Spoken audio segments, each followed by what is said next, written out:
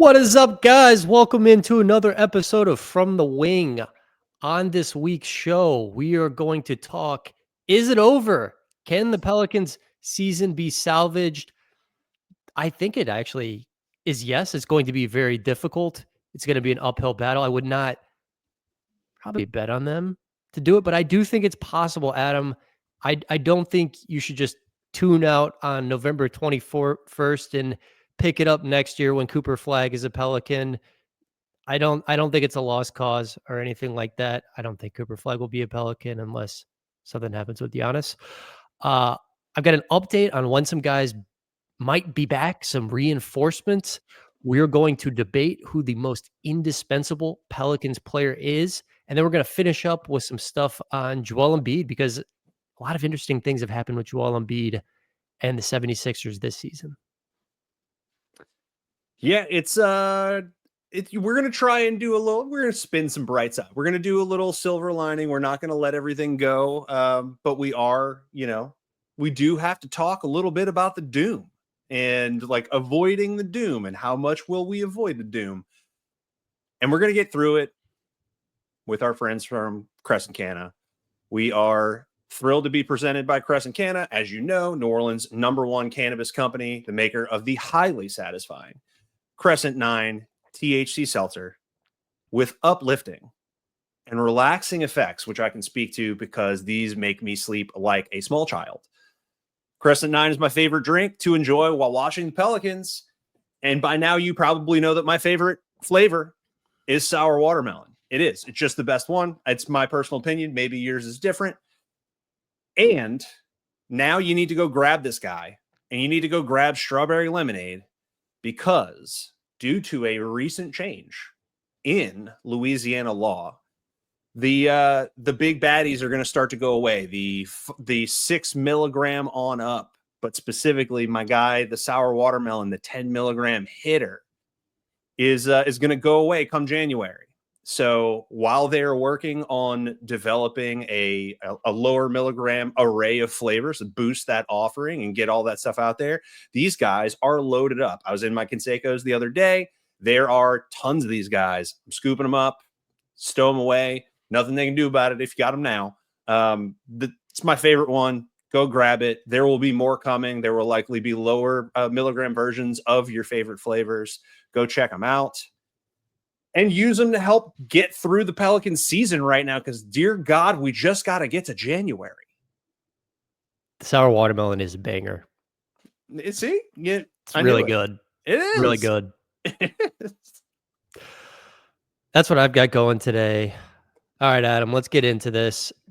Let me set the scene for you. The New Orleans Pelicans, who had their 7 highest paid players out of the lineup on Wednesday, are 4-12. They started 2-0. Since then, they have lost 12 of 14 games. Elfrid Payton played his first game for the Pelicans in more than 2 years on Wednesday. And he played pretty well, too. It was actually it kind of fun, as much fun as that sort of thing could be. What I want to talk to you about is, do the Pelicans have any shot of making the NBA play-in tournament? I was going through looking at win totals of, well, what does it actually take to get up to 10 in the Western Conference and be a play-in tournament team? Here are a couple years of data over the last 4 years. I mean, here are just the win totals from the 10 seeds over the last 4 years. 33-win Spurs team got in a couple years back. A 34-win Spurs team got in a couple years back. The 40-win Oklahoma City Thunder, you remember that team because they eliminated the Pelicans in the play-in tournament on New Orleans' home floor, unfortunately. And then last year, 46 wins got you the 10 seed. Sacramento and Golden State both won 46. Here's my short take. I think you're going to need to be above 500 this season. I think 43 wins, to me, just with the state of the West, feels like the low end. Last year, 46 wins was the requirement to get in there, but 43 wins, I think, is like the absolute lowest. If you start 5-15, let's assume the Pelicans go 1-3 over the next 4 games. I think after these next 4 games, a lot of bodies are going to start getting back into the lineup. Let's say in the pretty injury depleted state, they go 1-3 over the next 4 games. That would mean they go 5-15 over their first 20 games. To get to 43 wins, you would need to go 38-24 the rest of the way. That is about a 50-win pace. You're going to have to win at a greater rate than a 51 pace. You want to get to 44, 45, or 46. It means you have to be good. I mean, you have to be, about as good, slightly better than last year's team, which was a good team. Yeah. We've talked about this a lot and like hypothesized about like what is the target, and then we have this chaos. So if we say 5-15, it's definitely not the target that I wanted. It was definitely not like I was looking at the first 25 games being like, please be 12-13 at the 25 game mark, because like going into this, I had that Cleveland game circled when the schedule dropped, and I was like, Cleveland's going to be our worst matchup this year. And brother, it was not even like we were watching that for whole different reasons. I had to go find reasons to watch that, which actually was kind of a funny story. Shout out to Slick Leonard, former coach of the Indiana Pacers in the 70s. This is not where we want to be. However, we're here for reasons that are like totally understandable. They're not understandable in that they happen to us. They are understandable in that there's nothing we can do. So December is not exactly like the most favorable schedule in the world. However, January is where most of our games live. We have 17 games in January, and that is probably our most go-gettable month of the schedule, right in the middle of the year, pre-deadline. It's a huge month for this team's fate.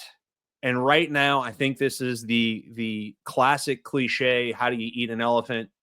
One bite at a time. My dad loves that one. My dad loves that cliche. Says it like once every 2 weeks to me. I got a 2-year-old, and that's look, it's even more, it's in my bloodstream.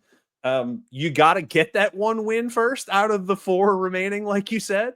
So try and get that one, and then get to December, get to that first week of December, start to get all these guys back. I think there will be a natural like anger and energy with getting some of these guys back, because like this is an uphill battle now. If anybody has any trouble getting motivated at this point, then they're not alive. And December will kind of decide for you whether January and a 70% win percentage in January changes your fate or not. I don't know how certain I feel about the record that it's going to need that you're going to need to get in with the amount of injuries we have seen across this league so far. I don't think that's going away. You sent me a Substack to take a look at about like a possible explanation for what's really going on in the new era style of play. And I think it's real. I think if you look at the way that we play now, and the rate of games, and now we've added games with the NBA Cup. Like when you're playing basketball year round and you're playing like this, I think it has exacerbated, and we've got more back-to-backs this year. We actually added back-to-backs. The point of that article that I think I sent you was guys just cover a lot more ground in today's NBA game. I mean, there is just a lot more running and movement. It's interesting. I mean, when I asked Willie Green, why is it when you look across the league, it seems like almost every team has really good players who are missing 20, 25 games a year. And that's what he said. He said it's a completely different game than 20 years ago. Like you are running, from the middle of the lane out to the 3-point line and then back into the middle of the lane to try to get a rebound and up the court and space for a 3. And it's happening quickly and you're having to cover more ground in the half court and in transition. So I just think when you look at like the miles run per game, it's just a lot more. I think it's a lot more starting and stopping. I think that's a big factor in all of this for sure. I got a few nuggets about when some guys could be back. I think the injury report, we're recording this a little bit before the 5 p.m. injury report drops, so I don't know what their designation for Friday's game against Golden State is going to be. But I've been told, I was told, I don't know, Friday morning, Jordan Hawkins could be back for the Warriors game. I don't know what he's going to be listed at. We'll see. That is a little bit of surprise because everything I was hearing earlier this week was CJ McCollum was supposed to be the first Pelicans player back from all these injuries. I'm hearing CJ McCollum could be back as early as in the Indiana game on Monday. That's kind of his target date. But it looks like we're going to get Jordan Hawkins back slightly before CJ McCollum. And I would guess that both those guys are in the lineup for Indiana on Monday. So a little bit of injury relief here. Yeah, and they're going to need every bit of it. It'll be a little tough. Like, honestly, just having some guys with go-to offense, like anything will help. And I do think, like, as weird as these lineups have been, Willie has at least found a little defensive comfort in the relative size of 4 out of the 5, and even like his 5-man lineups because of some changes with like Jose getting hurt. Part of losing Hawkins, CJ, and Jose is that the guys you put out there are just bigger. Like Brandon Boston, I think is now can like do something here. Him and BI and Eves, and then throw Jordan out there, and you have some secondary offense and some spacing. Trey will be in and out depending on the when the proximity of the next game is. You'll get his role enhanced. Look, it's all going to help, and we need to get some of these like surprising wins. I think the Raptors are the one that we're staring at of these last 4, where we're like, get that one.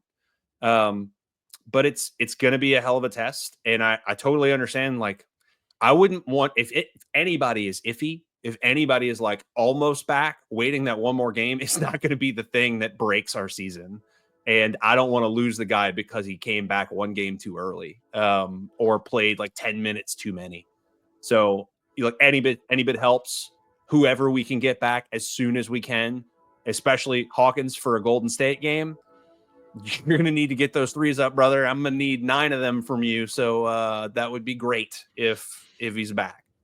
Yeah, from my understanding, all the Pelicans minus Jose and Zion Williamson, who are both dealing with hamstring strains, those are tricky and difficult, and they take a while, and it's just not an injury you want to re-aggravate. We've seen that firsthand, unfortunately, if you've followed this team closely. But every Pelican not named Jose and Zion, I'm anticipating they're back early December. So we're going to have a good semblance of a team here in early December. This is going to be a somewhat normal team. I mean, look, most NBA teams deal with like 1 or 2 key guys out of the lineup at some point in the season. Like that's normal NBA stuff. Games where your seven highest paid players are not in the lineup, that is not normal. I mean, you don't see that. I don't have any explanation. I've tried burning sage in there. I've talked to a voodoo priestess. I've tried everything, and I don't know what the answer is, Adam. If you have any answers, let me know. It's not a problem I can fix. I just spend each day asking God where we went wrong. And I don't know yet. But this is the world we live in, and resiliency and all those things and all that. Yeah. Look, resiliency. We need this to summon the spirit of the 2008 Tracy McGrady Rockets in January, at the end of the day. And they need to have a winning record in December to make January matter. And they're just not going to there aren't going to be gimmies, but there will be, like, it's inevitable in every NBA season. There will be games against teams that you don't expect, where a guy is hurt and there's an opening, like the Denver game, where like a game you're not supposed to win, you can claw up and grab. And the Pelicans have not been the most fortunate team in the world in winning those games in the past few years, but they are going to need every one of those. And, looking up and down the standings, like, is anybody hyped about the Clippers? As good as De'Aaron Fox has been, the Kings are 8-7. Like, there's something to be said about, like, these teams are very good, so it should be an over 500 record that you're battling for.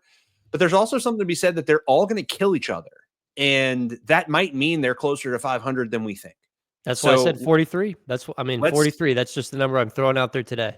Let's start getting in the realm and hope that, come February, we're starting to eye up like the teams in the race. And unfortunately, we'll be racing for the back end of the play-in. But anything's possible. Anything's possible. If I was Willie Green, what I would be telling my team, when guys get back in the lineup, I don't think you can really preach this right now, but hey guys, let's finish the season with a winning record.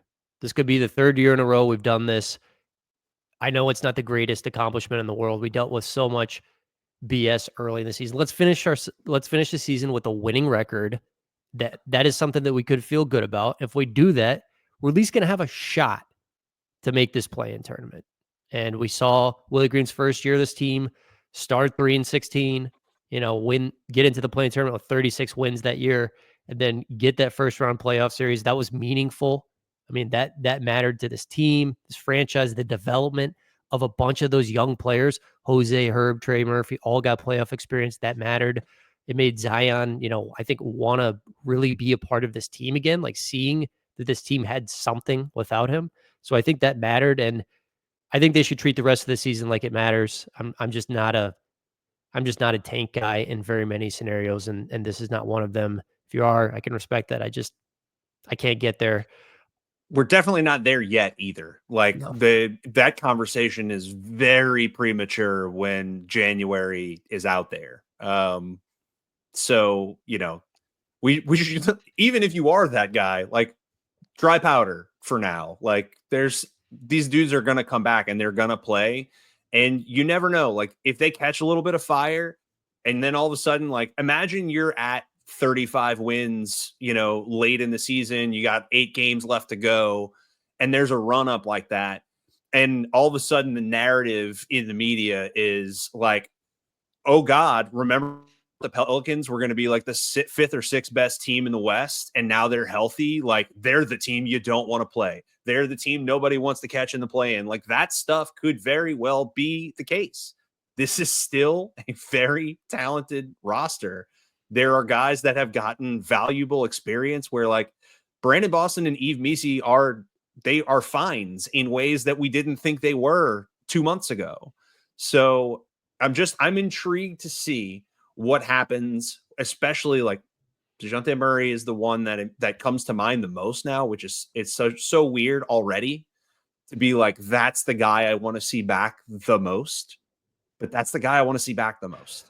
DeJounte Murray played one game with this team before he unfortunately broke his hand. 14 points, 8 rebounds, 10 assists. He shot 4-15 from the field in that game, which was the Chicago game. Shot terribly, and still I thought was really good.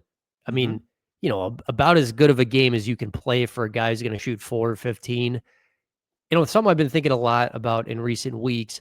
The Pelicans don't have an elite player, right? They don't have a top 10, top 15, not even a top 20 guy. I mean, if they're going to be good, it's going to be because they have many good but no great players, and they kind of gel enough. But I have been thinking about who is the single most indispensable Pelican. And I think you could at least make the case that DeJounte Murray belongs in that conversation just because of the lack of true lead guards aside from him. The fact that when he's on the floor, he can contribute in the rebounding department, good playmaker, um, you know, crunch time scoring. I think you could at least make the case that he's the single most indispensable Pelican. I would still go with Zion just because he's such a dominant interior scorer when he's rolling, and he's such a good advantage creator. But I think you could at least make the case that it's DeJounte. Yeah, I think especially seeing what we have over the course of the start of this season and seeing like the last few years, like we were thirsty for somebody that could run a play, survive ball pressure, run a pick and roll consistently, and then seeing the addition of his length, and also like seeing this from Boston too, seeing what additional length above the arc does for their defensive scheme is also something to be excited about, because like we saw a little bit of like, now imagine if that was DeJounte and Brandon Boston was like Timu DJM. And I feel like that's going to make sense. And seeing the evolution of Missi, I'm fantasizing back to like Missi rolling off of DeJounte instead of the people that he's rolling off of right now. And I just wonder like how that's going to feel, because I feel like he's like really been able to explore his game during this time period. Yeah, man. I think he is the right answer right now. I think he makes the weaknesses of that full roster. I think he complements them in the ways that we think. And we watch these plays in the crunch time moments and some of these ATOs where like guys right now that are signed off the street a couple days ago are trying to run these plays and are forgetting what the play is and forgetting where to stand and getting yelled at. Like if that's that's like the worst of this, at least you could have like that guy. And he's also like, that's your MFer guy. That's gonna make these dudes be accountable for stuff like the other thing that we've been craving for years. I think the argument for him is incredibly strong. I struggle to make it for another single player because if you're talking to me about indispensable, I think to the whole team, to the whole project. And right now, I think if you're looking at the entire project, I think the only other way you look at this is like Trey and Herb as wing pillars, or maybe Misi even. Well, I do think you bring up an important point. It is the intangible, emotional part of this. I mean, DeJounte Murray wants to be a leader on this team, and it's TBD, right? I mean, you can't say this guy's a leader when he's only played one game on a team. We just don't have enough information to know, but he wants to fulfill that role. I think everything we saw this summer in terms of, his pride of just being a Pelican, that was great to see. Him kind of speaking pretty honestly about Zion in a way that people don't, but doing it while Zion respected him. I just don't think there's many guys where they could talk kind of honestly about all that Zion is, and Zion still has respect for them. I, it's just a real bummer that we haven't seen DeJounte, make his imprint on this team on the court, but also, how the spirit or the character of this team would have changed had he been able to just play every game so far. Yeah.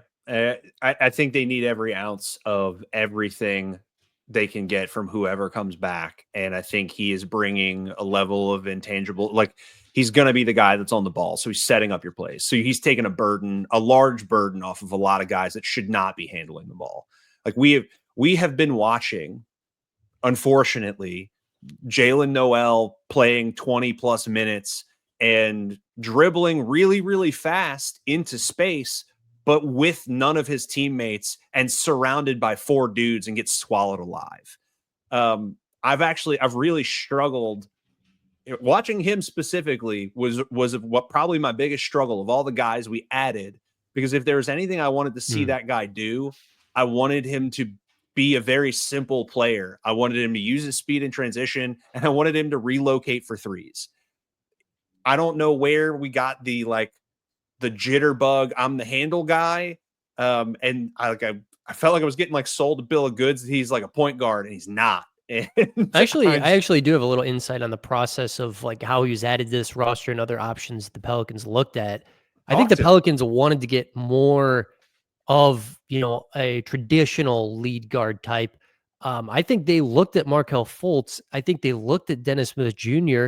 and they looked at adding Elfrid Payton at this time, but none of those guys were healthy when they added Jalen Noel. Hilariously, I mean, they were kind of making jokes about it. They're like, well, I mean, all the guys who are on our standard contracts, none of them are healthy, and all the guys who we want to temporarily replace the injured guys in standard contracts, none of them are healthy either. I think if Fultz or Dennis Smith Jr. or Elfrid had even been healthy at the time, they would have got added. So I think, even the guys on the street that you wanted weren't healthy when the Pelicans needed them to be. That's actually a really cool nugget. And man, our fans and listeners would not have, or maybe they'd have loved me if we signed Dennis Smith Jr. I'd have gotten a little carried away. That's one of those guys I know too much about. It's one of those dudes whose career I follow too much. That is a beautiful stand-in point guard with an expanded role that could just like get stupid hot for a little while because he's a good two-way player. But look, I think it's been clear. I think it was clear in the Cleveland game, as much as that was like a G League game. It's clear that these dudes need a guy that can run a play. An offensive organizer that yes. can just be Yes. on the ball safely, that can probe space. that is not afraid to take the shot if that's what the play calls for. And like Elf didn't look like the most athletic version of himself he's ever looked like, but you know what he did look like? A half-court point guard. Yes. And Dennis Smith plays in a very similar style. He's a little more defensive, but those are the guys that fit us more because of the dire need for the handle, the dire need for the play setup. We just cannot have any more of the C and D lister guys being like charged with that responsibility. And hopefully we are close to the end of that. We're very, very close to the end of that. We just got to hold on. We just got to grit and bear it for a little bit longer. One of the few bright spots from this little back-to-back in Dallas and Cleveland was the game that Antonio Reeves played against the Cavs. I don't have the box score pulled up, but I believe he scored 34 points. I think that's right. 34 points. I mean, just smash past his previous career high. Antonio's a second-round pick. He's a rookie, so he hasn't played that many games. He hasn't really played many consequential minutes, but that was pretty cool to see. I mean, he made 4 threes. Like, you can just tell the guy has natural shooting ability, but I think Antonio Reeves has natural scoring ability. I mean, he showed great touch on floaters at Kentucky. You know, he's 6'4", 6'5". He's not really, you know, like a guy who makes other people better, but guy can score. I mean, the guy can get buckets. We talked about this today in a group chat, and you know, we talked about Reeves when the Pelicans signed him. We talked about like what we thought he was coming out of the draft, and the thing we said was like he's a 2-level scorer, and he can competently do that, and he can really shoot. So it's worth a flyer. And I think you just got that on parade against the Cavaliers. Look, he might be like Anthony Morrow with a little juice off the dribble on a closeout. That might be all he is. But if that's what he is and it's as potent as like a little bit of what we just saw, then there's a place for that guy. There is a place for that guy to be floating in the corner, to be, you know, to beat a closeout and shoot a floater. Like, that's useful, especially if the defense comes along at all. He's a little skinny. He's pretty skinny. But it was nice to see like just a little display of like what we think that guy can be. And, you know, we'll see if he can scale that up and carve out a role for himself. It's going to be tough sledding as guys get healthy because his team's going to all of a sudden like look like themselves again. But cool to see him have that moment, even if it's against like Ty Jerome and them boys. Ty Jerome. Woo. Guy could shoot. Yeah, he can put it in a hole. We got a little TJ McConnell brewing out here. We got a dude that's just gonna stick around forever and drop some 30 bombs on you. Yeah, that was, I mean, what he did in the first half was just ridiculous. Let's finish up with the Joel Embiid stuff that has happened in the past few days. I feel like we've done multiple Joel Embiid segments just because I think this is a window into some of the problems with the NBA at large right now. ESPN reported that the 76ers held a team meeting where Tyrese Maxey told Joel Embiid that his tardiness, his lateness has become a problem. You know, I think the Athletic got some more details after the fact, and I'm paraphrasing, but Tyrese Maxey basically was like, Joel, you know I love you, but you being late is a problem for us. Tyrese Maxey and Joel Embiid have a really good relationship. You know, shout out to Tyrese for telling the truth. Reporters asked Embiid about all of this in Memphis, either I think yesterday or today. Embiid told them that whoever leaked that to the media was a piece of shit. Here was another quote from him I pulled from the Philadelphia Inquirer. He's talking about Maxey here. That's the relationship we have. Nothing malicious. I like when people are telling me what I'm not doing good, what I need to do better, even though that part, the tardiness, maybe happened once or twice when I wasn't playing. So I need to be better. I need to be perfect. I need to be on point, which I'm going to do, which I've always done. Do you believe Joel Embiid has only been tardy once or twice? Not even close. Not in no world. Me neither. And like, had he just left that part out, I'd have taken what he said like in a lot more genuine manner. But the idea that like you needed to counter program the number of times you're going to be tardy, as if any of us, but like that is what the tardy person says. Oh, it was only like 2 times. What are you talking about? I was only late by 30 minutes, brother. That was 2 hours ago. Like Yeah, no, I don't believe a word he said. I bet that this is a bigger problem than he would ever want to talk about. I don't think this is a new topic. It's Um, not. I Yeah, don't that's think I don't think Joel Embiid being like not the best professional is like a new world for us. So it's funny that he's that sensitive to it, but has not done anything about it to this point. yeah, and to be clear, I mean, he's been a perennial MVP candidate, probably while being late a lot. I mean, he's been one of the best basketball players in the world, and his team has been good at times. And it just like it to me, my read from afar, I don't have that much Sixer, I don't have Sixer sourcing or anything like that, but it it seems like he has not great habits in just the stuff you read in terms of diet and showing up on time and being like diligent about working out year round. These are themes that we've hit on over the years here. But it also seems like he just has a bad body too. I mean, a lot of this stuff, like, breaking a bone in his face and stuff like that. Like some of the injuries just aren't his fault. And look, he's an enormous man playing a game where, as we just said, people are running more than ever. So maybe some of this stuff is unavoidable. All of this is to say, I think there are many similarities between Joel Embiid in Philly and Zion Williamson in New Orleans. Zion is Joel but smaller. Like they're if Zion was a 7-footer, I think there would have been a lot more room for him to have like success by just being huge, and he'd have been able to play through a little bit more stuff and had some of the less explosive injuries and stuff. Like I think they're very similar. And that like, but at the same time, look, this isn't, I don't want to make it sound like it's only these two guys. Like we talked about when the Nets situation with Kevin Durant and Kyrie was happening, like there are messy NBA players all over the place. Like there was a story like 3 weeks ago about Anthony Edwards being late for practice or late for a game. And like there are things, I mean, there are a bunch Dallas, of dudes that Dallas, do the this stuff. Dallas, who arguably has the second best player in the world, he plays himself into shape at the start of a lot of seasons, and he can Yeah. get away with it because he's playing a more skill-based game than athleticism-based game. Yeah, so this is something that's like all over the league. And different teams handle it differently. Some people call out their guys. Some people bench guys for periods of time and do things to like show them they're not going to tolerate it. And I think it's difficult. The closer the star rises, the higher it rises in the sky, the harder it is to deal with. You just hope your guy isn't that dude. You hope your guy is Giannis and Jokic, which is just so stupid. I hate them both.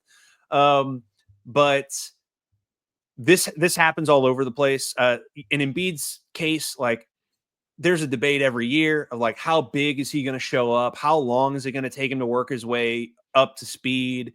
And in this case, this year, I'd have been mad for the opposite reason because you played Olympic ball and yeah, that helped you stay in shape, but like now you're like too worn down to start the season and we get investigated by the NBA for it. Also, we didn't really hide it all that well that we were just going to rest you to start the year. It's he's been a weird one. And I can't say like if you asked who the two like weirdest body management players were the last 3 years, I think the guys you say are Embiid and Zion. I do. And so it's intriguing. And I hope that we like manage Zion enough to get some 60+ game seasons out of him so that he can experience the type of success that Embiid has gotten to at least taste. Yeah, I mean, I think the conversation about Zion and Embiid and, Zion's being 6'5", 6'6", and Joel Embiid being 6'7" tall, Zion has to expend so much energy to be his dominant self. I mean, I just think like the amount of energy that Zion has to expend to score 30 points in an NBA game is so much greater than the amount of energy that Joel Embiid has to expend to score 30 points in an NBA game. And Joel has, he became an elite mid-range shooter. Like it But was you were going one, to say grifter. well, I mean, he's for sure a foul grifter, and I don't understand a lot of the calls he gets, but I mean, when that guy was facing up from 17 feet last year, good luck. I mean, good luck. When he was scoring, you know, more points than minutes played and like, getting Will Chamberlain comps in terms of just like his scoring production. Um, but the addition of a jump shot, his size, his post up ability, he's savvier at drawing fouls than Zion. For all those reasons, it's just way easier for him to get to 30 than Z. Yeah, I like that's the thing where I think like just the size, having the skill at that size, there's as much as there's its own burden of being the bigger dude and having more of the weight and everything, it does make it easier to be dominant just by existing. Like guys in this league, if you're skilled, the larger you are, there's a benefit to it. The bigger you are, the more skilled you are, the more you dominate this league. And I think they would, if you switch their bodies, I think they'd have similar issues. And like that's really the thing. But it's weird, and it's really weird to like orchestrate your whole team around getting Paul George and maxing him out and sliding him onto your roster, and then have him play for a couple of minutes in the game where this criticism is going to be addressed, and then he goes home, does a podcast to talk about it. And that is a level of complexity that I do not want on my team. I don't need anybody running off the court to be like, hey, let me tell you what's actually happening with Zion, okay? Like, you don't really understand. I could not imagine.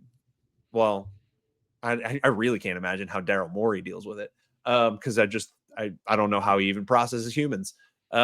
I can't imagine having to deal with that as like an additional layer. Like Trey is going to be doing some lifting on JJ Redick's former podcast, Old Man of the Three. I cannot imagine if we had like a dust up between DeJounte and Zion, and then like Trey's on Old Man of the Three being like, look, brother, let me tell you, I was in there an hour ago and you guys don't understand. Like you just get that extra layer of garbage that you have to navigate.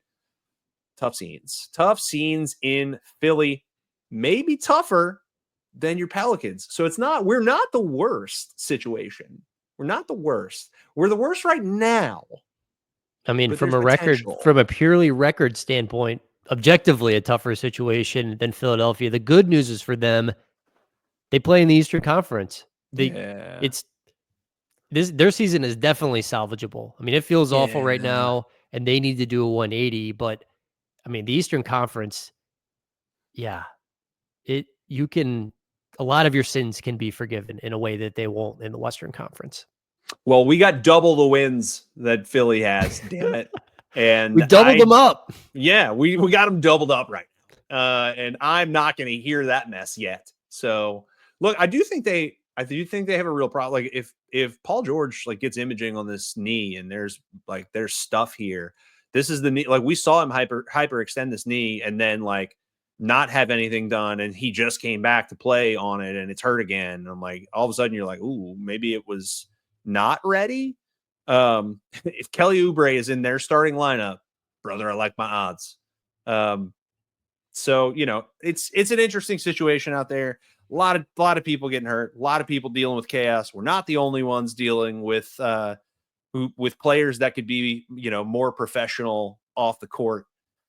But we're gonna hold on. We're gonna keep coming. We're gonna roll out whoever we got to dust off and pull out of the shed over there and put them on the court, put the ball in their hands. We're going to keep showing up.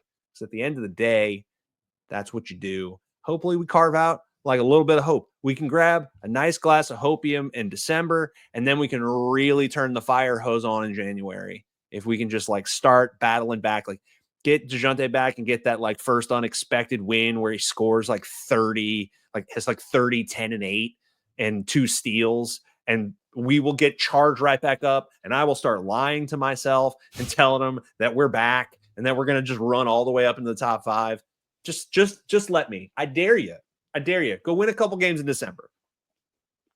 Yeah. In mid-December, we're not even going to remember what the starting 5 was that the Pelicans rolled out Wednesday in Cleveland, which was Brandon Boston, Elfrid Payton, Javonte Green, Jeremiah Robinson Earl, and Yves Missi. If you had the Pelicans starting lineup on November 20th, wow. I want to know what stocks to pick. I might have memorialized that lineup on social media alongside the Take 5 oil change Alonzo G lineup. I'm sorry. I apologize. Adam, I'm going to maintain hope. I guess all you can do. I'm clinging to it. I actually don't think it's over. I think, like the chances aren't great that this results in a postseason appearance, but I'm not ruling it out right now. Especially just with what we're seeing in the NBA in terms of injuries and missed time and like how this is going to play out and all these back-to-backs, like there are going to be opportunities to steal some games and there will be no excuse for hunger. Don't let See, me see a single Pelican struggling to motivate themselves with the uphill battle that they are about to face. seasons are long. Seasons are long. Hopefully, Pelicans change their narrative. Buddy, I appreciate you doing this. We're going to get one more in before November ends. We will talk to you guys again soon.